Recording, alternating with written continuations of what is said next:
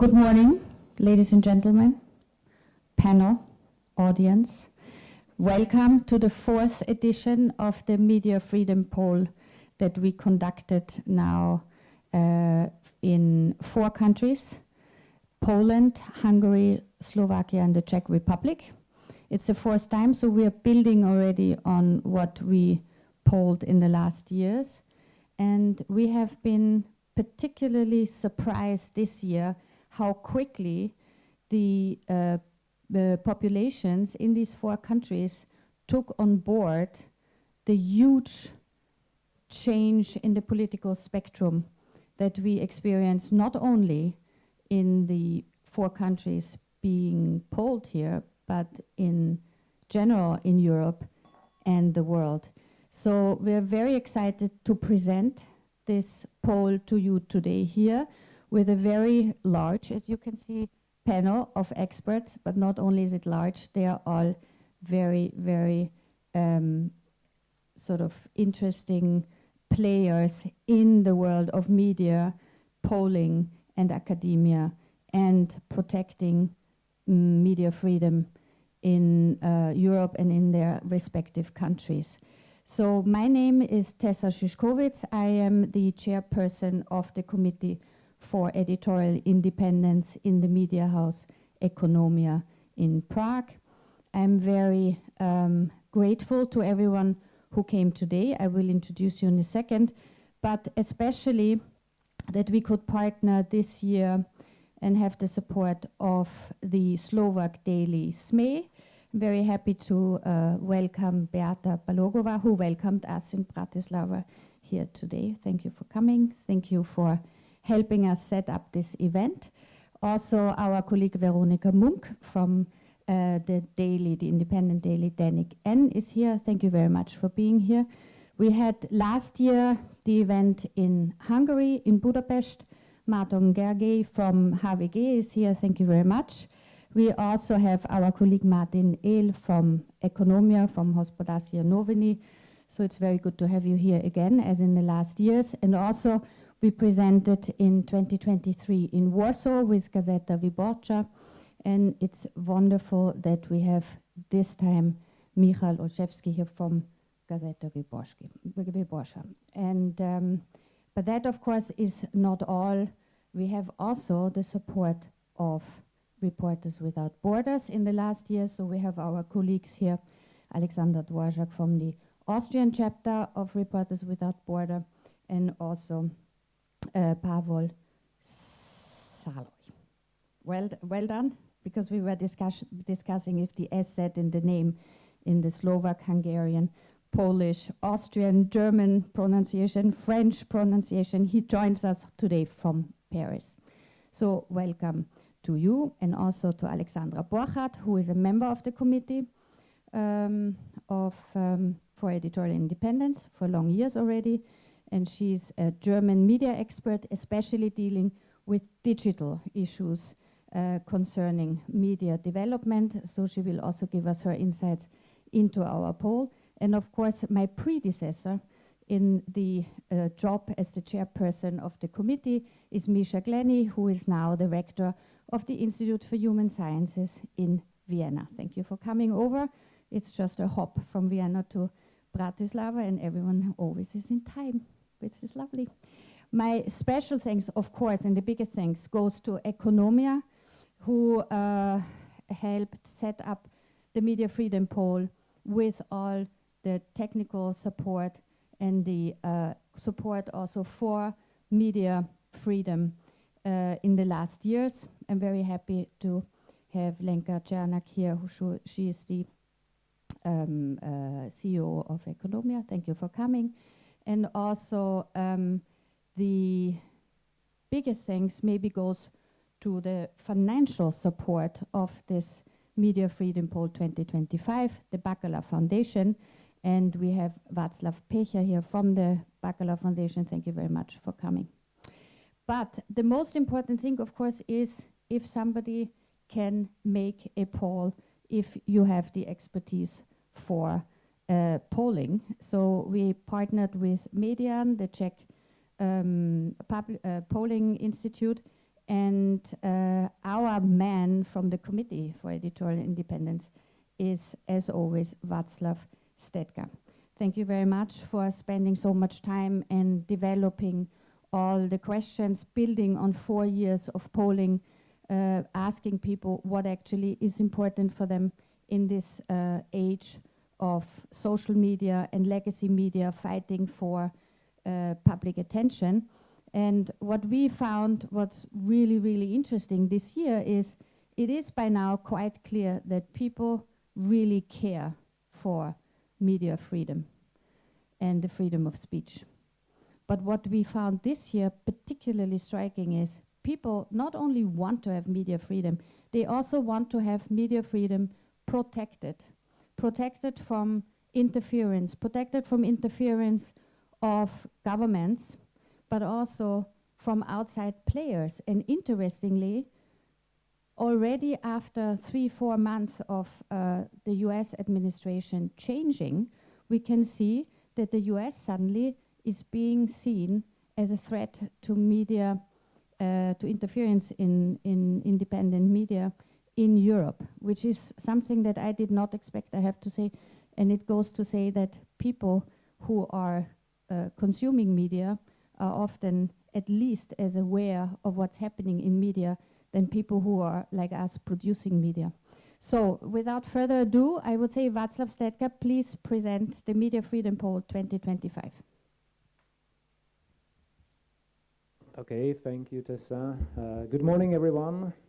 Welcome to this year's presentation of Media Freedom Poll. Also, warm welcome to everyone in the online virtual space, wherever you're watching us at the moment.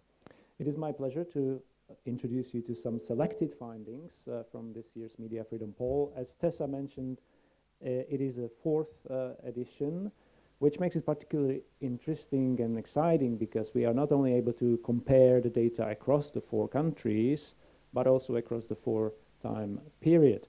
And in addition, this year we have added some new questions about digital platforms and their regulation, because obviously we recognize that the information ecosystem is changing rapidly, and the debates about media freedom and their protection and its protection cannot be restricted solely to the world of legacy traditional media anymore. So before we go into the results, just a few words about methodology. As always, the poll is based on a representative survey of adult population in 4 Central European countries: Czech Republic, Slovakia, Poland, and Hungary. In each of them we have polled about 1,000 respondents, and the polling was carried out by the Czech agency Median, and it took place in the 3 weeks of April. So very, very recent, very fresh data. So what did we find? Let's take a first look at the level of concerns people are expressing about the state of media freedom. And for the 2nd time in a row, Slovakia is the country with the highest percentage of people expressing concerns about media freedom, 65% this year, followed by Hungary with 61%. Comparing these data across the 4-year period, or compared especially with last year, we see relative stability compared to 2024, just a couple of percentage points difference maybe, in Poland in particular, but Czech Republic is the country where we see a rather significant increase by 5 percentage points of people being concerned about media freedom. And one hypothesis, which we can obviously elaborate on in the panel later in the discussion, could be that people are growing more concerned as we are approaching the upcoming parliamentary elections in autumn this year. And this is supported by looking at the breakdown of these concerns by voters for particular parties.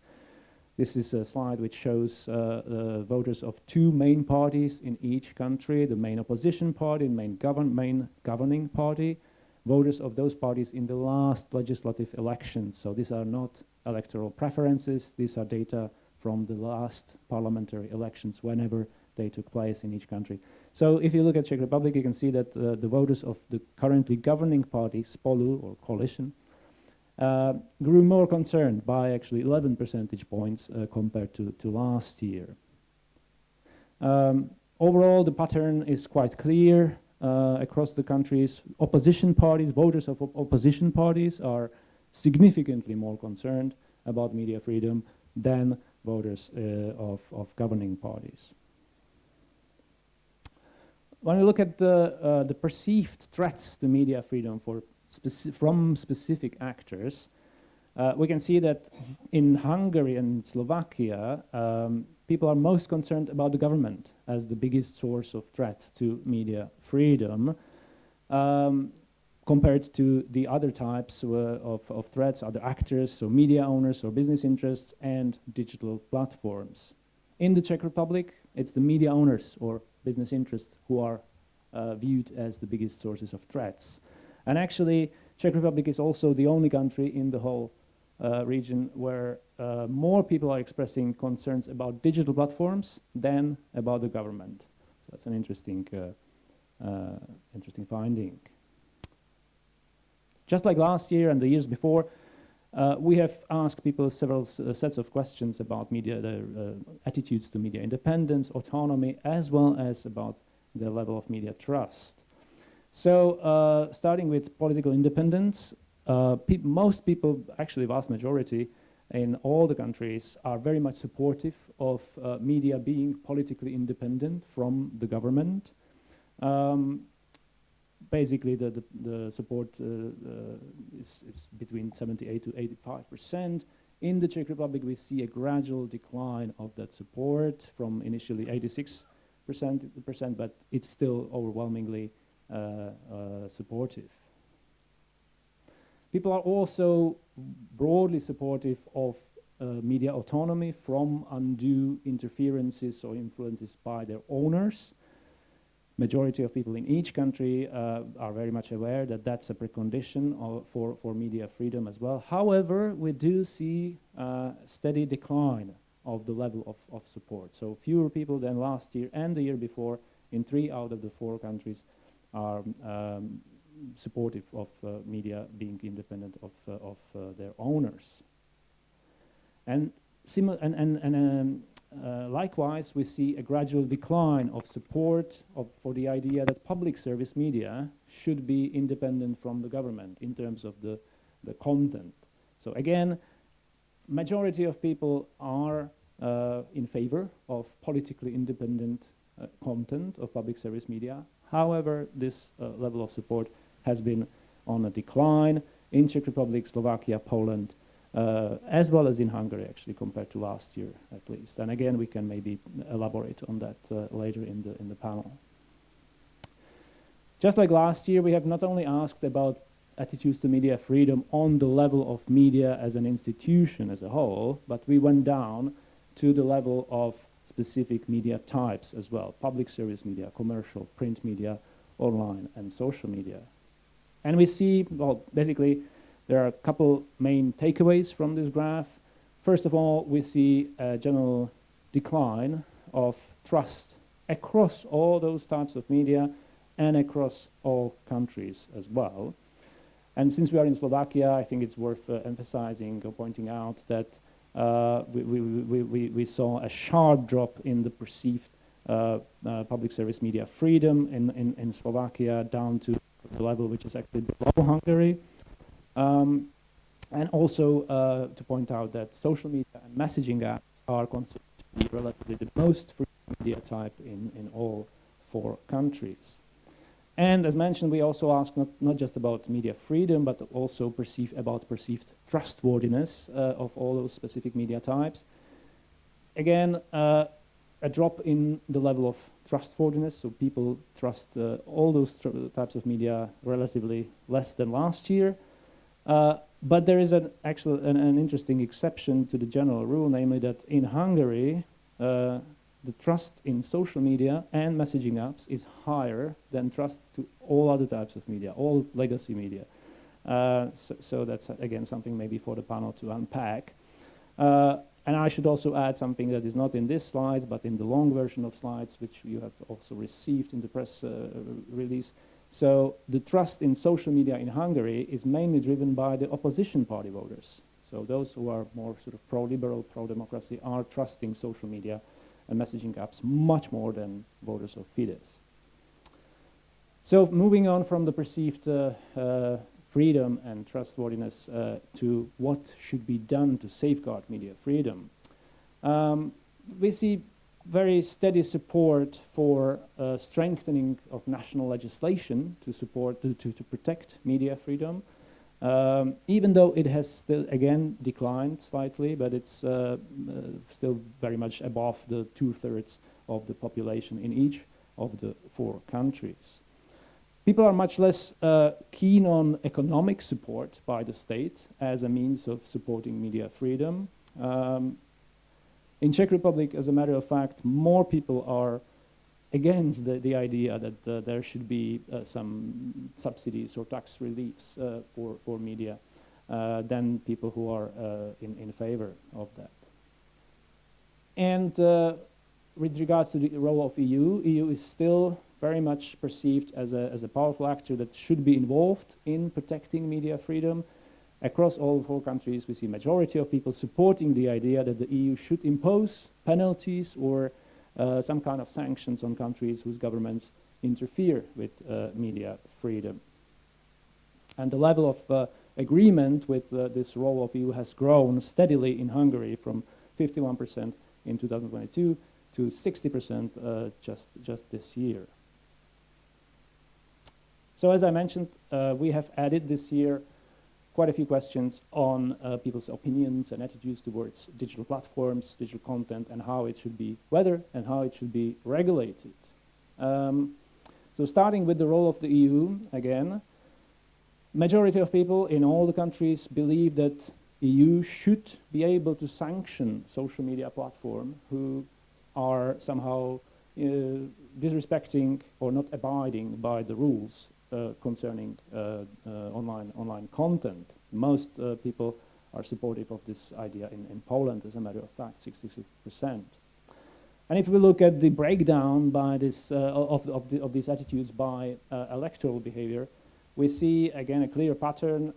Pro-democratic liberal/liberal, pro-liberal parties are way more supportive of the EU as a regulator, as someone who imposes sanctions, than the voters of populist slash illiberal parties in all the 4 countries.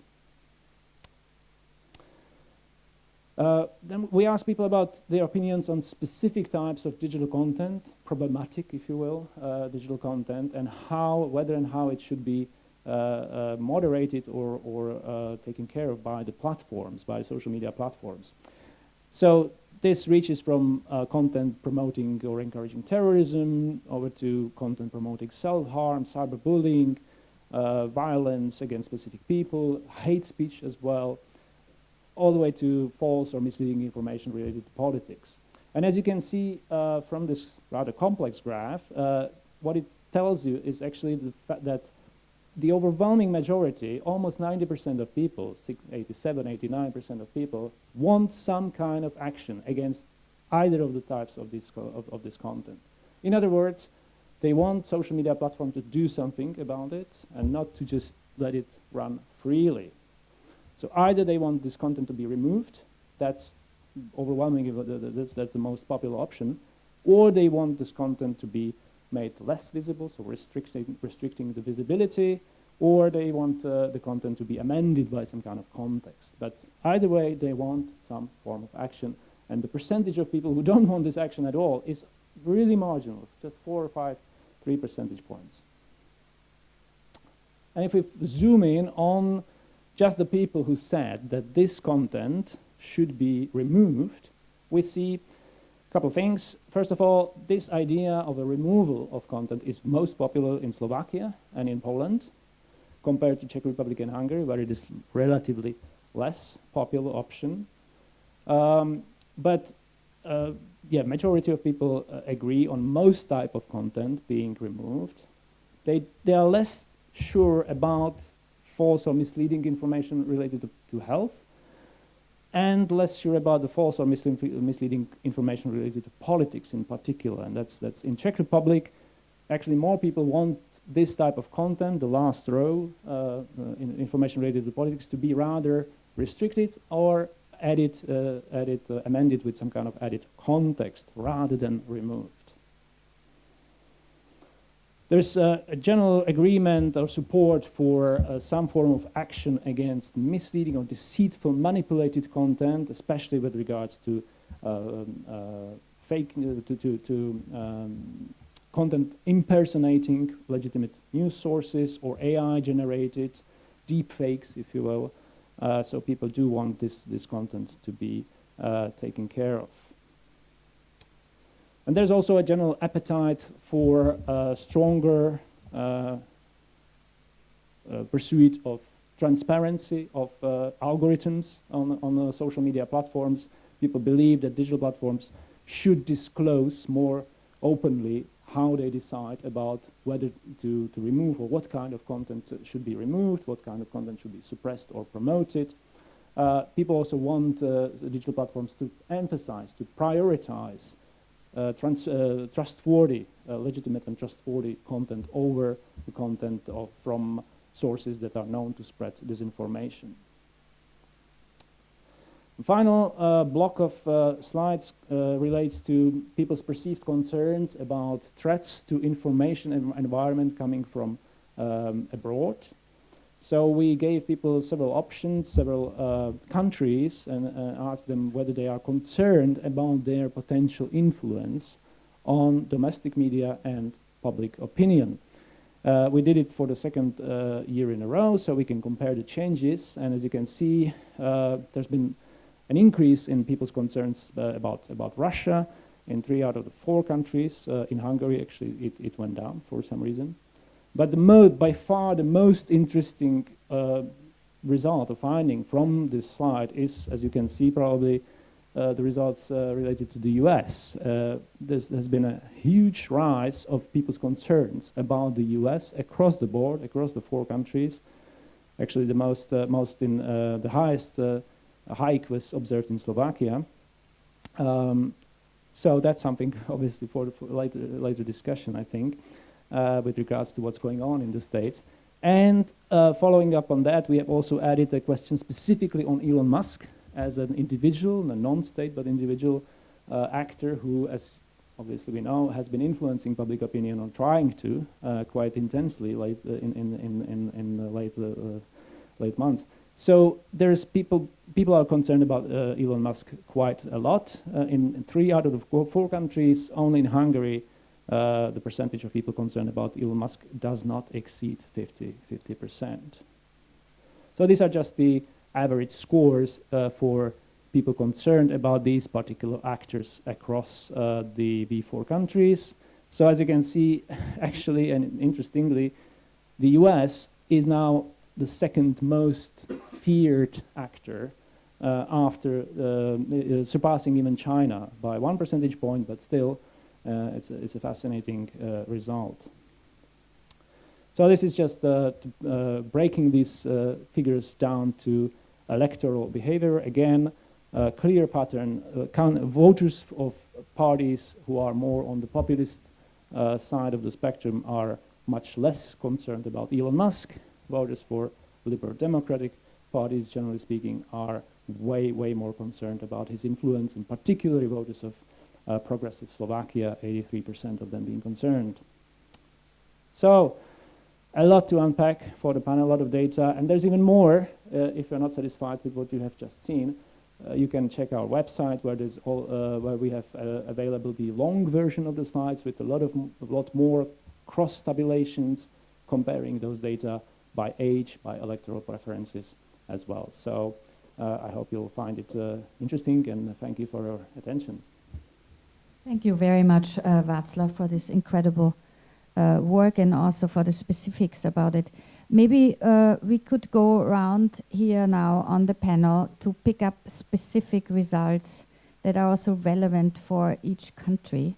Beáta, if I could ask you first, Slovakia, of course, we are here, and we have seen in the last years here also a change in government we have seen how that influenced public service media.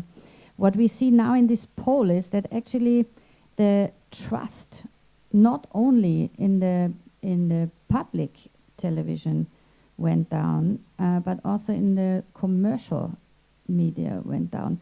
So what do you think happened here? I would probably start with a remark that saying and finding comfort in the fact that Slovakia is not yet Hungary is not correct, and the poll also shows us that it doesn't work. And the fact that the trust in public service television declines is just very closely monitors what has been happening around the public service television. The fact that the government very successfully penetrated the television, it was actually a very easy ride for them. Just most recently, they elected to the body which actually will elect, and today, the director of the Slovak public television. We now have a former advisor of Vladimír Mečiar, the notorious black hole prime minister.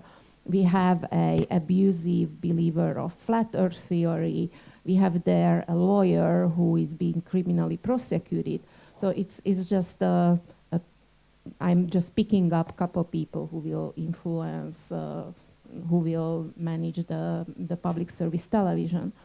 And even though the legislation, after a couple changes, might look fine for the European Union, even though I still believe that the legislation itself is not okay, it shows that the autocrats don't need legislation, and even though the legislation might look fine, they can still take over the public service media.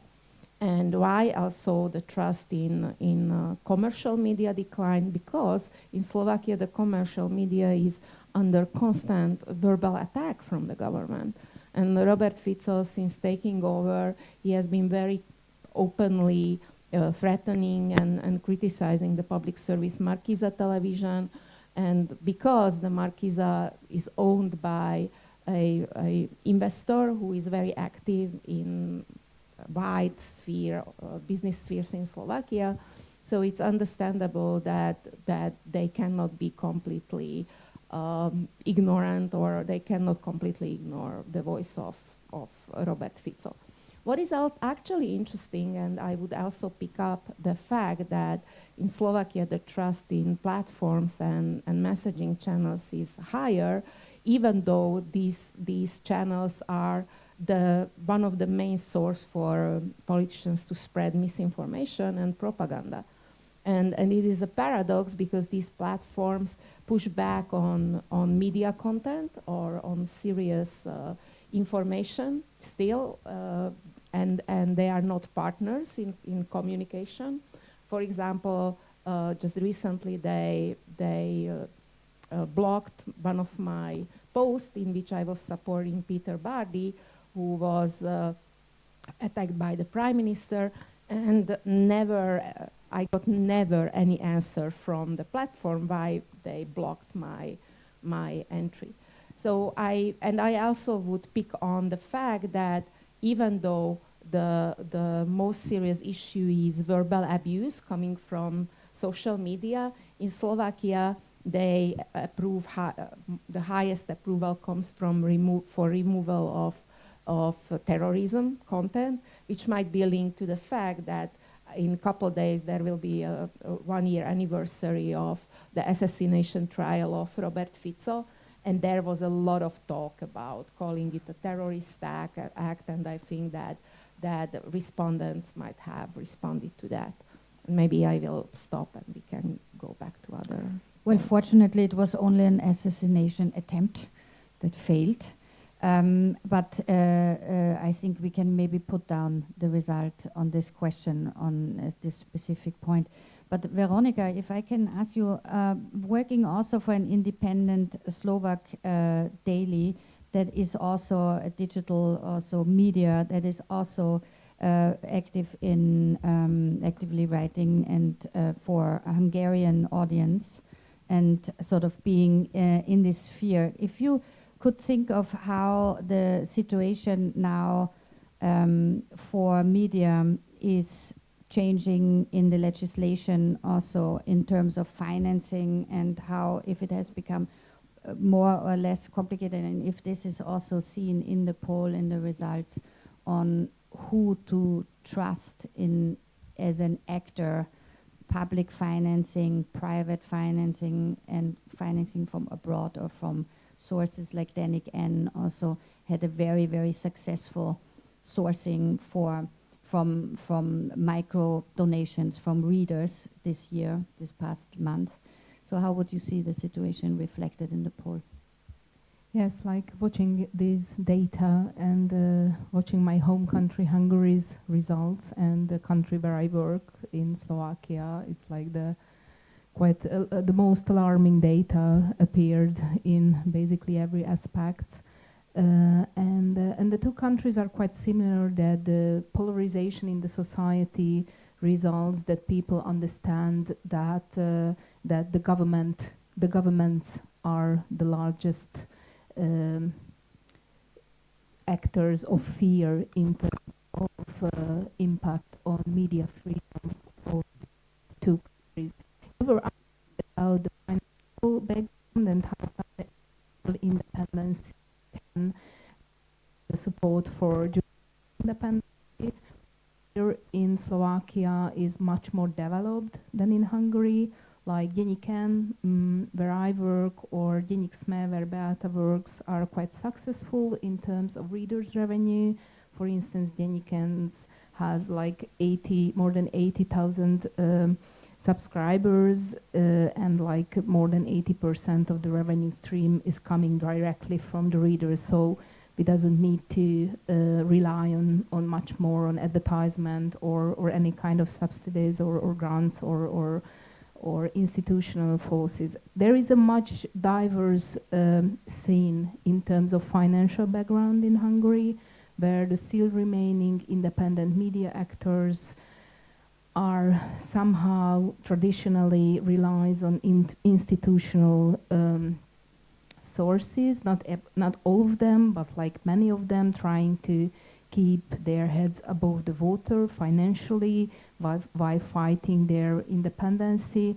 And the government, the Hungarian government led by Fidesz, is using these facts. For instance, how many outlets were using American institutional resources in the past years.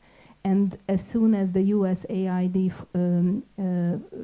sources were frozen by the Trump administration, the Orban government started their new kind of attack, which started with the so-called sovereignty authority, which main goal is to protect the Hungarian sovereignty, which means that basically they have right to research and to find actors from the civil society, from the media field, who they see as harmful actors of the Hungarian sovereignty, and which is just a super new news that last week the Prime Minister Viktor Orbán announced that there will be a new law called the Transparency Law, which was not implemented yet. He just started to talk about that, but basically the aim of this new law, according to him,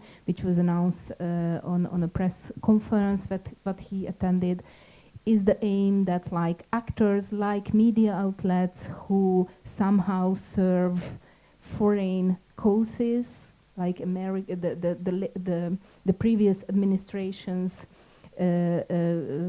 accepted money from USAID sources, etc. They will be fined and they will be publicly, he used the word prosecuted or something like that. So it's quite strong language, which is we got used to that the Fidesz government going from usually the economical side towards media outlets if they want to do something. We will see how it is going, but the other new aspect that the head of this sovereignty authority openly encourage people not to support not to subscribe to independent media, not to spend your money on these outlets. So it's like a new propaganda campaign against independent outlets, which affects their financial sustainability, which affects their independent operation. Makes us think a little bit of the foreign agent law in preparation that we know from Russia. Márton Gergely, because we are now talking about Hungary, one of the surprising results of this poll for me was that the concern of media freedom went a little bit down in Hungary among opposition voters. Why is that, you think? I don't know. Well, we had a political earthquake the last couple of months. In the poll last year, as the poll was made last year, there were different oppositional parties fighting Fidesz. And since that, a new party emerged, which is right now leading in the polls. So we just looked at the data. Also in this data, Tessa has a comfortable lead among the political parties ahead of Fidesz. So it is really hard to see and feel where those people are who suddenly gathered behind Péter Magyar, because it's not only the usual suspects in the Hungarian opposition, but also a new type of Hungarian voters. And Péter Magyar is communicating directly to them via Facebook. So this might be the cause why Facebook gained on credibility, because the voters of Péter Magyar are trusting Facebook to have the connection to him over Facebook. So they trust us, independent media, less, as Péter Magyar is trusting us, independent media, also less. So there's a new big political player, and the electorate behind it doesn't yet know what to think about the traditional media, the independent media, the propaganda. So the earthquake is happening on the political sphere, and we don't see yet where it leads in terms of the media perception, because we see how huge a difference is between a pro-European political movement, how they see media, and how the government as populist movements see media. But I think Veronika pointed at an interesting thing towards why the US is seen so much more problematic right now. It's because both sides are talking about the threats of the US. Because Orban is also speaking about the threats of USAID and the dollars coming in, but also at the same time opposition voters see the Trump chaos unfolding in the White House, and they are scared as well. So both sides are a bit more scared about the US, and that's why perhaps has the numbers did the numbers jump that much. I mean, if you look at the situation in Hungary, which is always a little bit special among all the countries, due to the government being for a long time already in the hands of one man, basically. But if you look at Poland, for example, we have now totally new results concerning also, you know, the threat level, of course, of Russia being seen as a threat to everything, not only media freedom, is in Poland naturally higher than in other countries, because it's sort of closer to the actual war in the Ukraine. But Michał, maybe you could talk about it a little bit. You see a very clear drop in the concern about media freedom in Poland from 71 in 2023 to 55 in 2025. Is that just due to the change in government, or is it because other concerns like the concern about war is just dominating the public discussion? Thank you for having me, but I would like to pay attention that I try to remember what happened last year to justify this slight increase in concern about media freedom in Poland. Because nothing wrong happened last year. We do not have slabs. State pressure has disappeared completely. We do not have lawsuits made by state-owned companies. So I ask myself, what is going on? Is it only statistical mistake, or is it something bigger? Maybe this is effect of fears of law and justice voters. For instance, we do not have public discussions about DSA in Poland at all. So only journalists were interested in this issue. So I cannot find an explanation, and I hope that it's only statistical inflation. Situation is much better as it used to be 2 years ago, and this is the very short answer. I feel that I can breathe after these 8 years of law and justice ruling. I think that independent media can take a brief. For example, if I remember correctly, during 8 years, we have more than 150 slabs from state-owned companies. Only Gazeta Wyborcza had about 150 slabs. So now, step by step, state-owned companies withdraw from these slabs, so we can feel better. Well, thank you very much. I mean, the question that is always a little bit in between for Martin Ed now is the Czech Republic, where we sort of have results that go in different direction. Actually, one that I thought was quite interesting is to see that the perceived threats to media freedom coming from media owners went slightly up in the Czech Republic. Has this to do maybe also with the upcoming elections in the fall and media owners also campaigning for becoming prime minister? I was trying to put together the time frame when the poll was done in Czech Republic and the debates in Czech Republic about two things, or maybe three things, which are probably influencing the Czech opinion.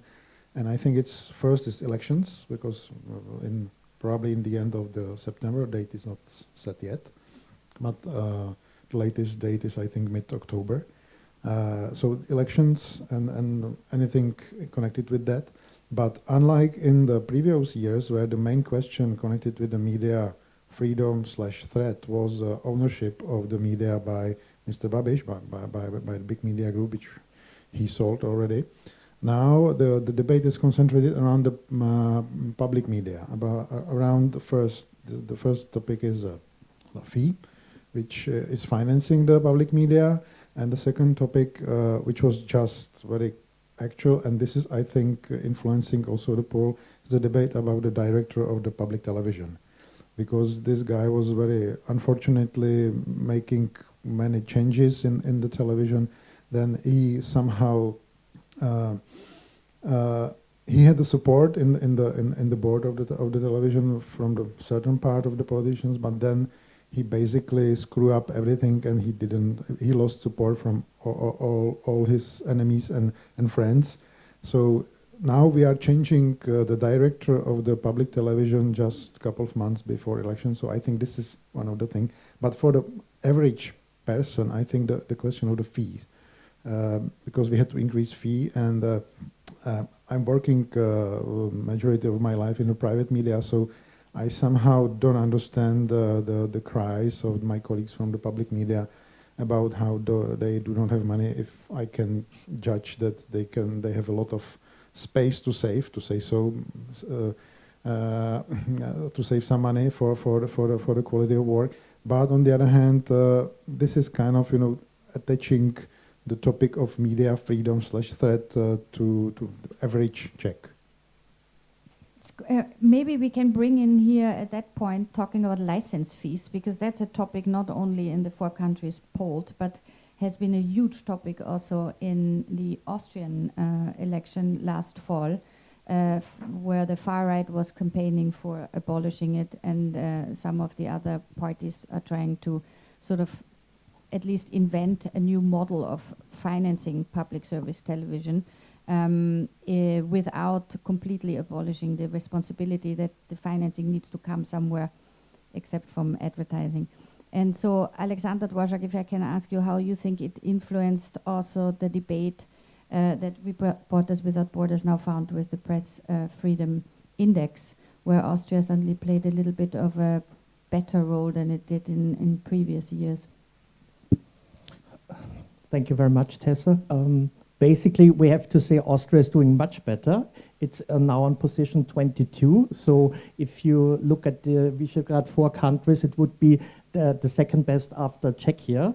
The biggest improvement have happened in the economic context because, for example, there are more public subsidies to support quality journalism.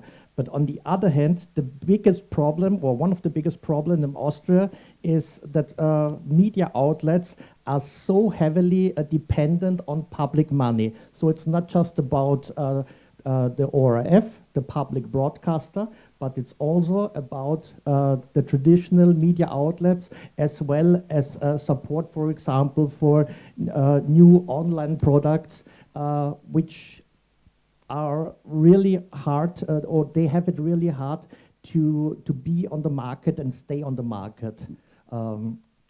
Basically, I think Beáta said it, commercial media is under constant attack by the government. In Austria, the situation is that the public broadcaster, the ORF, is under constant attack by the Freedom Party, the far right and extremist party. So the Freedom Party is not part of the government now in Austria. As you know, there's a coalition between the Conservatives, the Social Democrats, and the Liberals. But the Freedom Party leads the polls.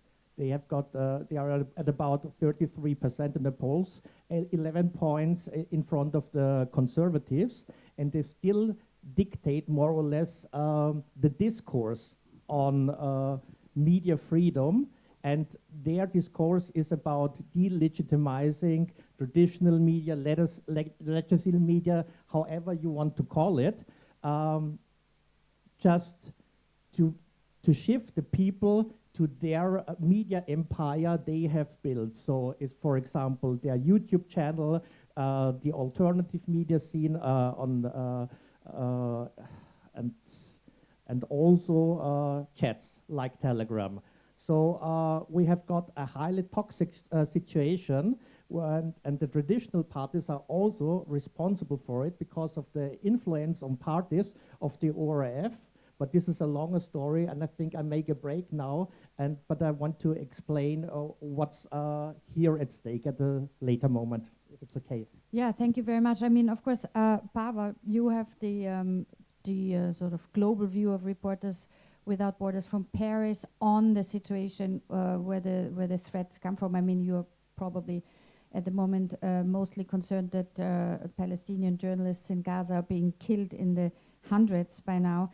But I wonder if you could tell us a little bit more about how, if it is surprising for you that the European Union in these 4 countries is actually seen as a welcome player in protecting media freedom, because we were not so clear about that if there are sanctions being mentioned from the European Union, if that would be perceived as a threat and interference into people's and media lives in these countries, or in the fact that they are actually being welcomed in large numbers, as according to this poll.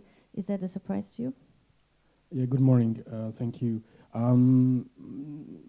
I think that the EU is perceived differently here in Central Europe than in Western Europe, and it's more seen through the lens of institution which either for some voters imposes some kind of cultural change or values, or for other voters as a potentially protector of rule of law, including press freedom.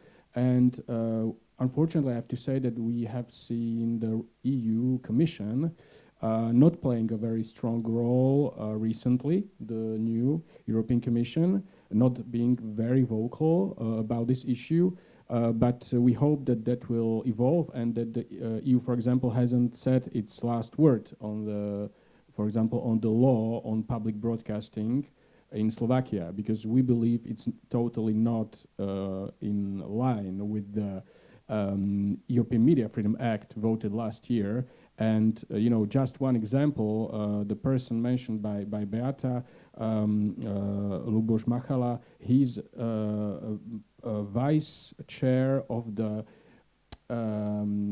council of the public broadcaster, and at the same time he has the third highest position in the Ministry of Culture. So we really cannot talk about any independence of this board, which is supposed to oversee the independence of the public media. Maybe a few words about the situation in the region as we see it in the World Press Freedom Index, and where I see the connections and the correlation with this poll. So in the index, Slovakia and Hungary go down, and Slovakia is now half the way between Czech Republic and Hungary, so 30 spots from both from Czech Republic and Hungary, which means that in about 3 years, if Hungary's position doesn't change, Slovakia will be on that level. We could say that, so a little bit anecdotically. And I'm glad that we can see that in Slovakia there is a higher concern for press freedom in the poll, as we also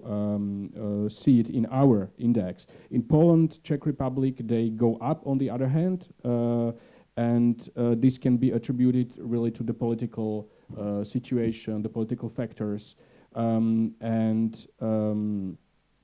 Poland is now higher than Slovakia. And really the theme, and that you suggested, that you mentioned, is the public media. Like we can really see the differences in the trend. So in Poland there have been attempts to make the public broadcasting more independent. It's very much an improvisation, etc. It needs to be done more systematically, and I understand the reasons. But the situation has improved. On the other hand, the situation of the independence of the public media in Slovakia has diminished, and in the Czech Republic it has improved, as was discussed with the license fee reform. And on the other hand, in Hungary, it's been stably bad.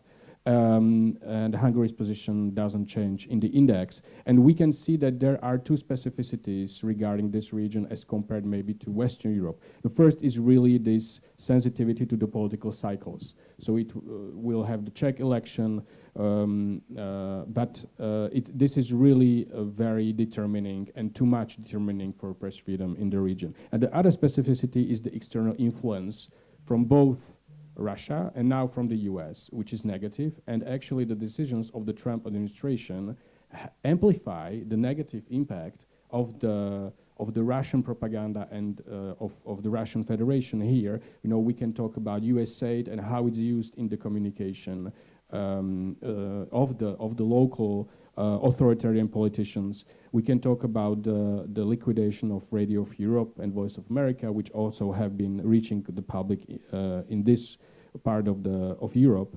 And it's interesting to see that in the poll there is a perception of this negative US influence for whatever reason it can be. And I will conclude by saying that we can see really in this part of the world these tectonic shifts regarding press freedom in Europe, which determine its future on the whole continent. And this is also why, as RSF, we have been considering setting up a regional office in Prague. That actually seems to be a very good idea, although we would sort of probably need in every of the countries an office specifically sort of focused on every sort of regional problem that we could find.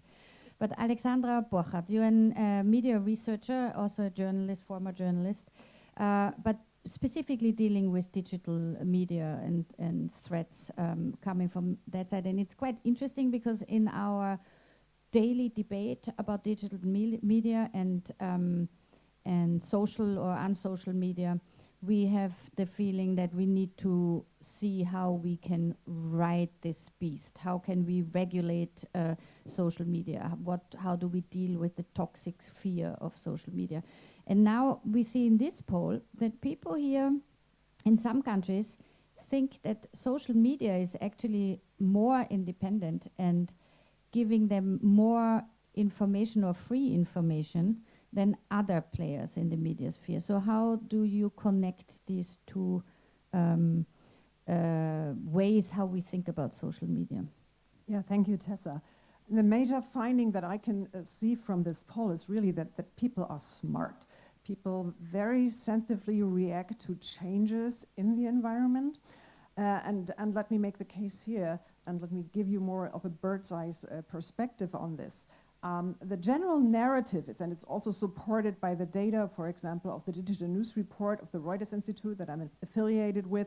The general narrative is that legacy media, traditional media are good because they're independent, they're free, they help to connect the people with the right information, the correct information, whatever, and social media are really, really bad. They need to be regulated.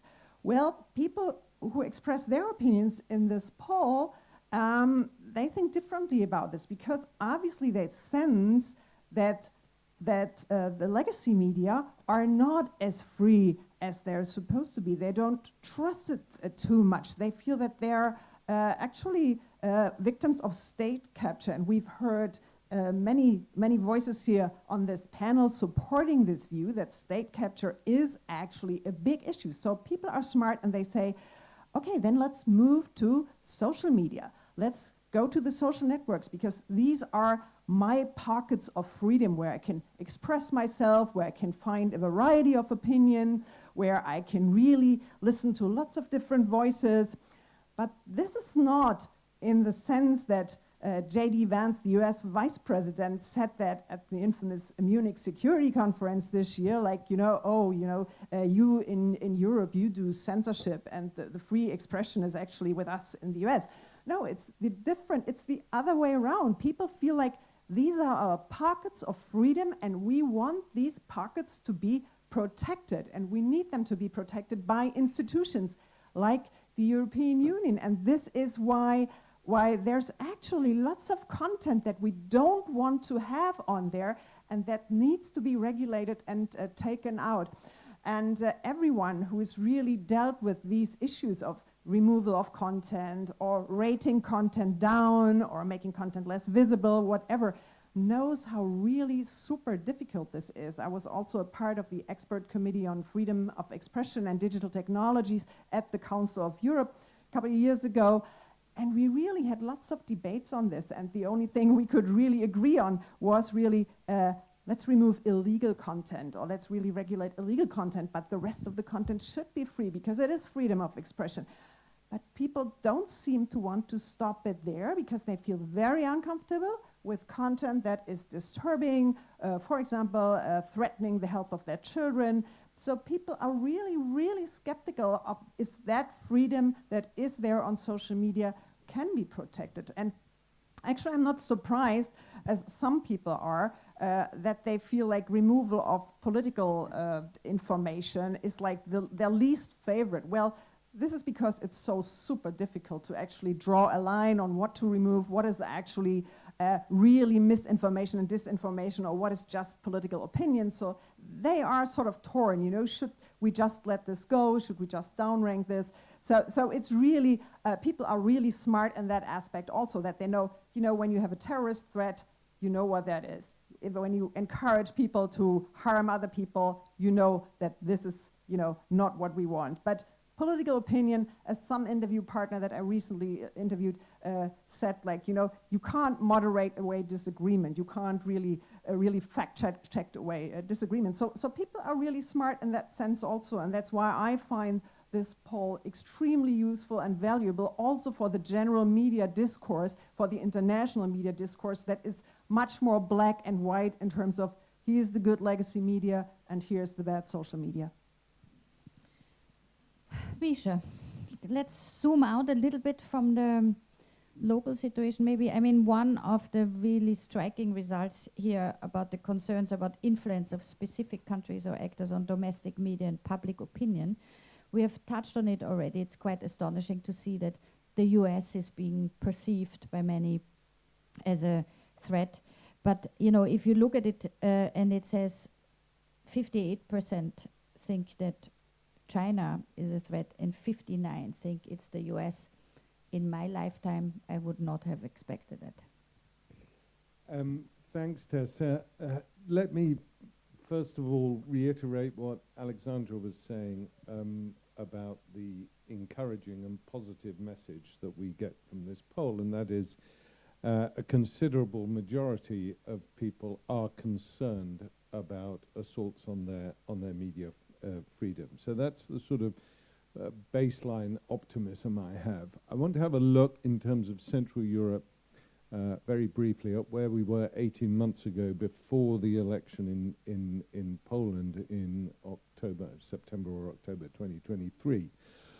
We were staring at the possibility of another peace government in Poland, along with Fico, which happened later on in Slovakia, the possibility of Babiš, Orbán still in power, and the strong possibility of Kikel taking the chancellery in Austria. Things look very grim there. They don't look quite as grim now politically as they did then, in as much that Orban is under real threat, as Márton explained, even if the jury is still out about what Péter Magyar is really about. I take that into account, but nonetheless, Orban is under threat. Vučić in Serbia is facing a full-scale uprising, effectively, at the moment. Fico has had difficulty maintaining his government in Slovakia, and it's a very big if, Szyszkowitz wins the presidential election in Poland, then you have a real strengthening of democratic forces, and those forces which demonstrably, as Michał said, lead to a reduction in concern in people's concerns about media freedom.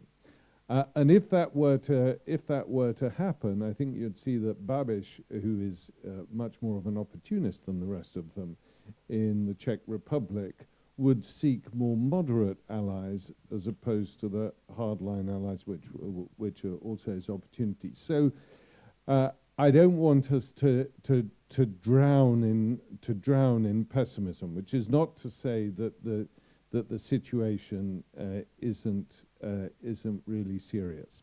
But in terms of the media, there are a couple of things. I don't want to add to the incredible work that Václav has done with the media poll, but it would also be interesting, and maybe in the deeper dive it's there, to look at things in terms of age, and also to look at things in terms of people's understanding of media structure, i.e.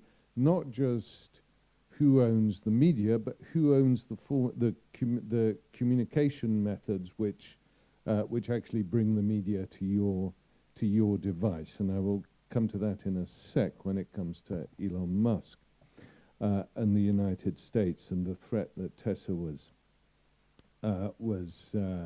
addressing. So clearly we have seen both in Romania and in Poland as well, and in Austria, that those people who seize the narrative on digital media accrue real political benefits. So, for example, in Poland at the moment, Sławomir Mencen, who is the far-right candidate for the presidential election, and in third place is polling about 14%. But if you have a look at what his what the voting intentions are between 18 and 25-year-olds, he's on about 40%. So that is a real significant difference and needs to be understood.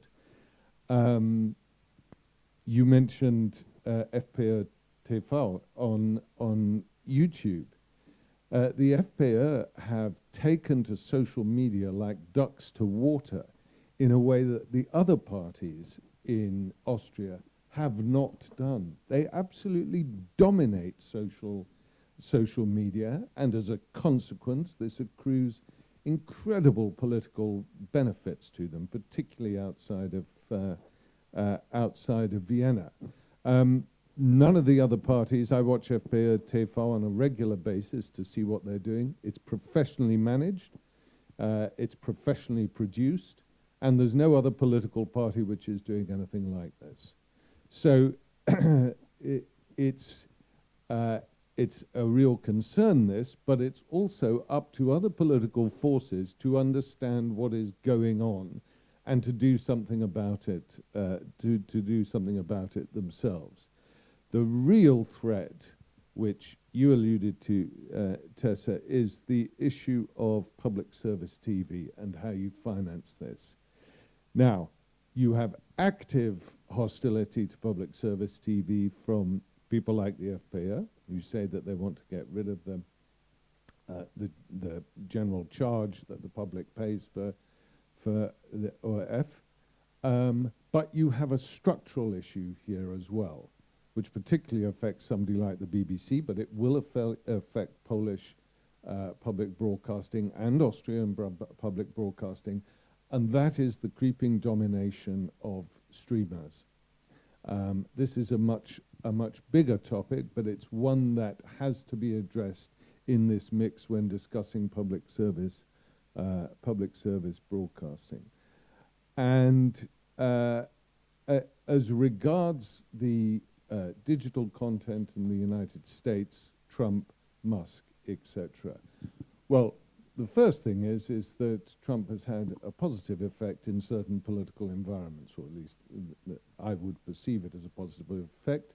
We've seen that in Canada, we've seen that in Australia, and we've seen that in terms of the Tesla sales here in Europe and even in the United States. But what is Musk really up to? Twitter itself, X, is on the way down. People are leaving X in significant numbers, and its influence is largely sustained by politicians' use of it and lazy journalism, using Twitter as an easy way to create a headline. But what Musk is really up to is he is looking at the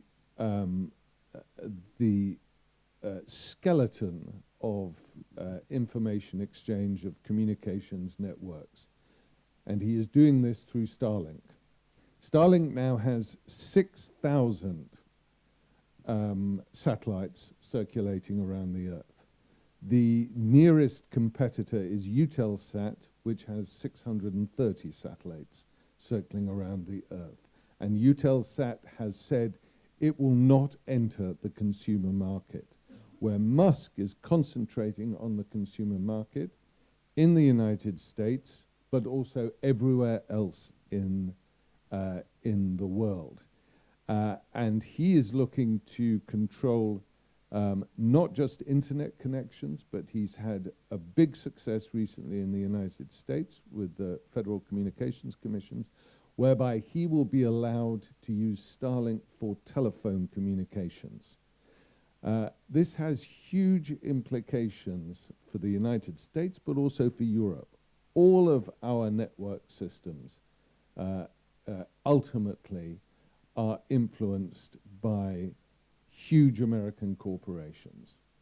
And Donald Trump has demonstrated in the last 3 months that if he requires an American communications network to bend to his policy will, they will do it. We have seen that in Ukraine. We know how this works now. And so Europe is facing actually an even greater challenge than I think it understands now in terms of control of its own communications networks.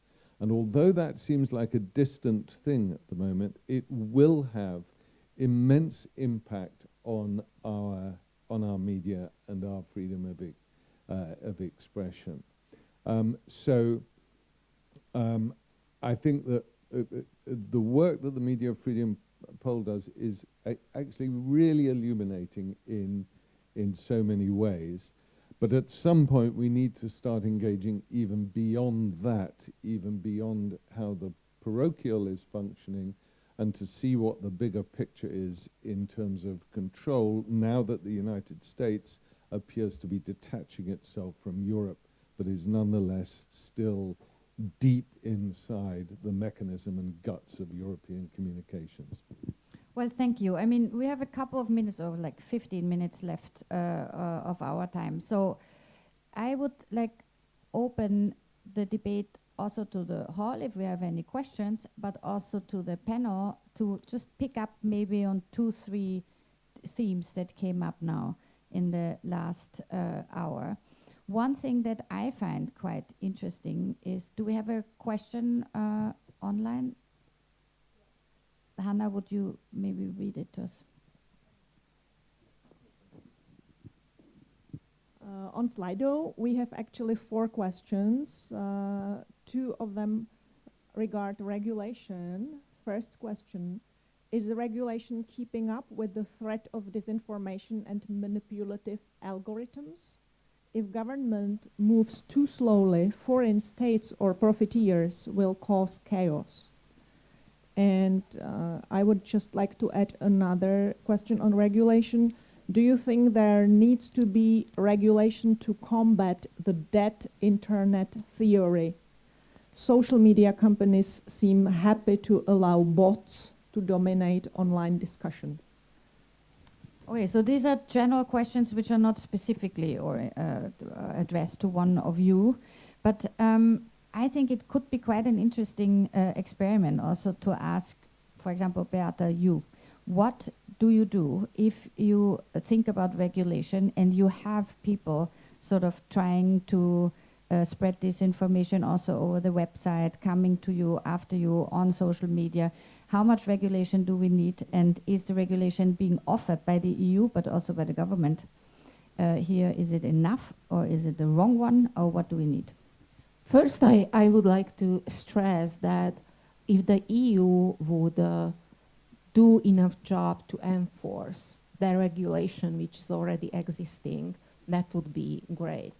And I think that, of course, the Media Freedom Act is going into full force this October, but already now, when I had discussions with some lawyers from the EU, I have heard the concerns that if we look at certain laws, you know, they don't really, we can't clearly say that they violate some of the provisions. And it's not only the Media Freedom Act, but it's the rule of law. And I think unless the EU starts looking at the laws and the national regulations, like good judges do, that they look at the intent as well, not only the wording of the law, we are not moving ahead. And also I am in favor the European Union to be more aggressive in regulating the platforms.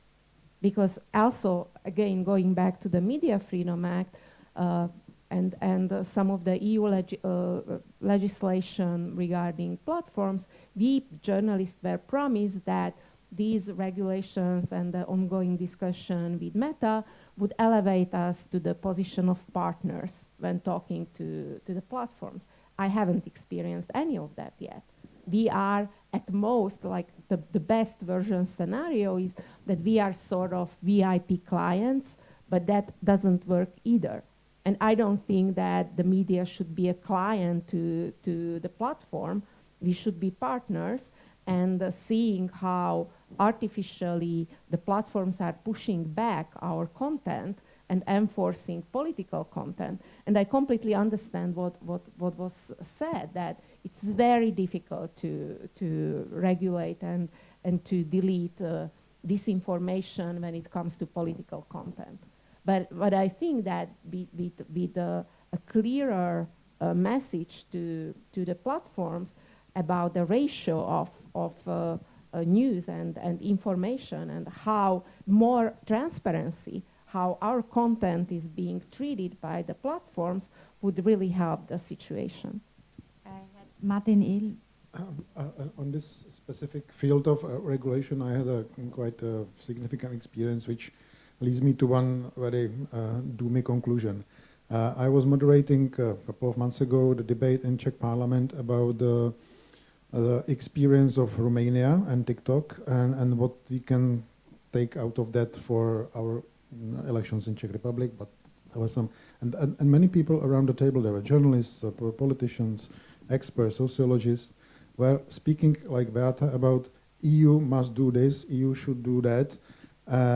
But then I was talking to the guy sitting next to me, which was the head of the Czech telecommunication regulator, and then I understood where is the trick, which leads me to this doomy conclusion that it's not EU. According to the EU regulatory framework, in each member country there is institution which is the bridge between EU and the country, and which is supposed to do this work. This is the connection between us and the EU regulation framework, and then you can push the big companies, big social networks. But if the local national institution doesn't work, like in Czech Republic, because there is no law which is putting that into the practice, then we can just complain here, there, but nothing will happen. And given the poor state of public institutions in many of our countries, I am not like very optimistic that EU regulation will work as such. Yeah, may I add one thing? I don't know if my mic works. Yeah, now it's working. Just one slight thing to follow up on what Martin said, that if these institutions are loyal to the current populist government, like in the case of Hungary, the media authority is just like basically favoring everything what the Fidesz party would like to do with the media, generally speaking, then hearing the word that state should regulate somehow even the large platforms or the media field gives me chilling, because those are not in every case independent authorities in these countries. Pavol, please. Yes, so the Commission is clearly not using all its competencies it has according to a DSA, so it's a competence of the Commission to sanction and regulate the platform. That's the first thing.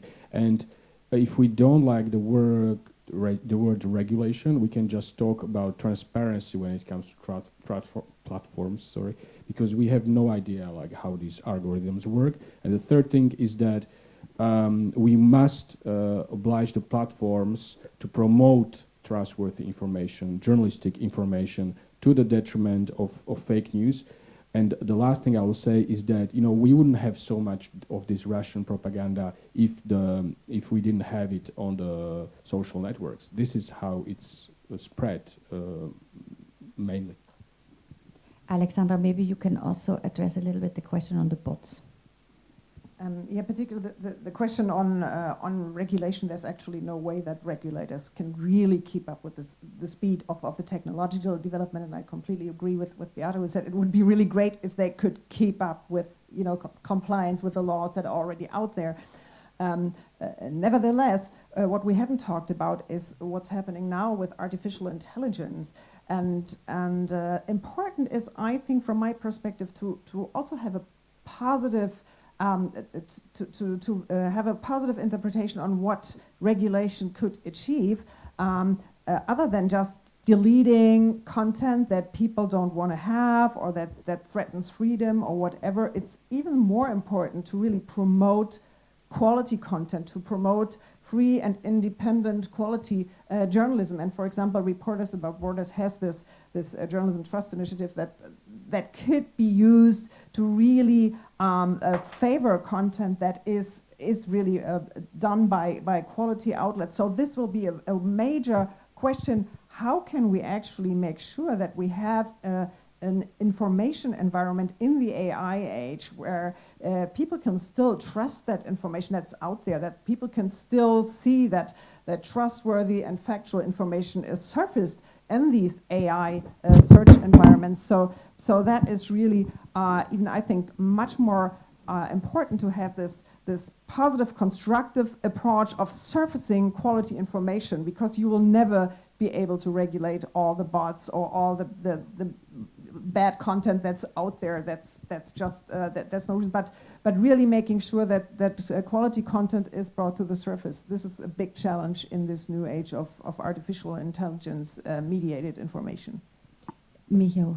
Very shortly, I would like to pay your attention on a very disturbing and very interesting detail, which is in Survive. If I understand correctly, half of respondents believe that fake news on health and politics shouldn't be removed. What does it mean? From my perspective, it means that the level of acceptance for this type of contents is extremely high. Half of respondents. And I wonder what we should do. I thought how to comment it, and I found the answer not far away from here. On the wall, there is a big billboard made by our colleagues from Standard with only one question. Do you know what propaganda is effective? And there is a very strict answer, half true. And it bothers me and worries me, unfortunately. This part of Survey. And Misha, you wanted to... Yeah, just on the regulation of social media platforms, there is not a single social media platform that was developed and is owned by Europeans. They're either owned by the Americans or the Chinese in the case of TikTok.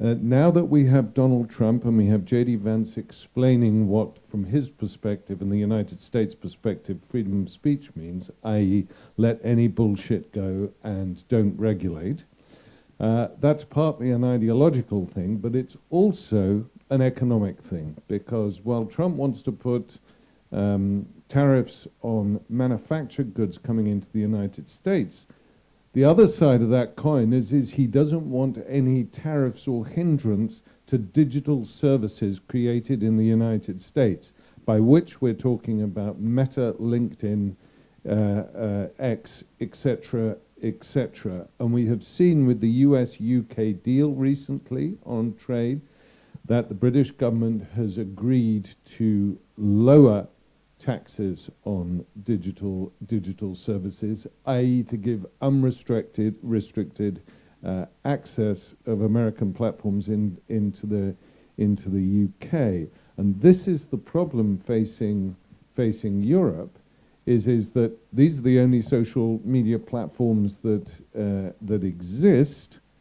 And if we attempt to regulate them, as we have attempted to do with AI and to a degree social media, what do we get? We get attacked from the United States, and not just verbally, but in economic and political terms as well. So Europe faces a bigger challenge than regulation alone can solve. All right. So first of all, thank you, Márton, for dropping the microphone, because you indicated that our time is up. But to conclude, maybe, let me just say that what we've heard today from the poll and also from the panel is that we expect the European Union institutions to actually enforce the Media Freedom Act that comes into force in the fall. We have a lot to do on regulations within national governments to think about who the actors actually are that people perceive as threats and how to deal with them. We know that the digital age has a huge challenge to all media, the legacy media as the digital media, and that we have to see that we balance out interests of companies to even be developed in the European Union with the need to protect media freedom for the citizens of the European Union and sort of countries that went astray, like the United Kingdom. But also, and one thing that I always hear also what you said before about the public broadcasters in all the countries needed to become more independent from governments. I think They should be, by statute, of course, independent in their editorial content. But we know how it has been in the years always, and that's not only in Poland or it's also in Austria the case, that every incoming government thinks that's their plaything and they are sort of putting their people in place. And I think the key word in this, and that goes also for Poland today, is pluralism. Pluralism in public broadcasters. Don't only bring in your own government people, bring in the opposition, because that guarantees that people perceive a media, a public or a private broadcaster, as a independent player. And I think self-criticism is always a good thing for everyone. And for us as media producers, as journalists, I think what we can do to help the very precious media freedom that we enjoy, or hopefully will enjoy in all the countries we are from, is to produce quality media, quality journalism, in order to keep up a free space where public debate can happen and where we can then deal with the threat level of all these evil actors that we have mentioned, but also all the good actors that are trying to keep up a free platform for media and for public political debate. So I want to thank all of the panel, of course, for coming. I want to thank SME for the support of this event. I want to thank Reporters Without Borders for being in support with us for the past years. I want to thank Economia for setting up all this really tricky technical equipment here, and also Hanna Schreibova, of course, for your always completely in detail planned scheduling and agendering of us, and also Economia in general, but also, first of all, the Bacalov Foundation for financing our important Media Freedom Poll 2025. Thank you very much, everyone, for coming, and have a good day.